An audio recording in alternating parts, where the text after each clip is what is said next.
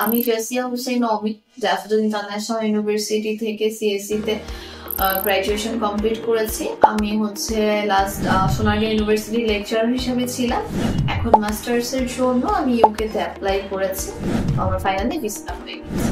আমার সঙ্গে অ্যাডমিশন এসির জার্নি হচ্ছে 2023 সেপ্টেম্বর থেকে। তো দ্যাট টাইম আমি হচ্ছে ফেব্রুয়ারি 2024 ইনটেকের জন্য অ্যাপ্লাই করি। তখন আমার ভিসা অ্যাপ্লিকেশন একটু দেরিতে সাবমিট করার জন্য ভিসাটা আসে না, যার কারণে হচ্ছে আমি ভিসা অ্যাপ্লিকেশনটা উইথড্র করি, লাস্ট অ্যারাইভাল ডেটটা চলে যায়।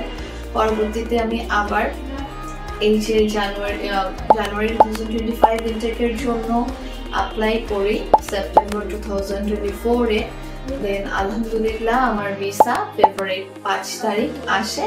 আর আমি হচ্ছে এখন আজকে রাত 2টায় ফ্লাইট চলে যাচ্ছি।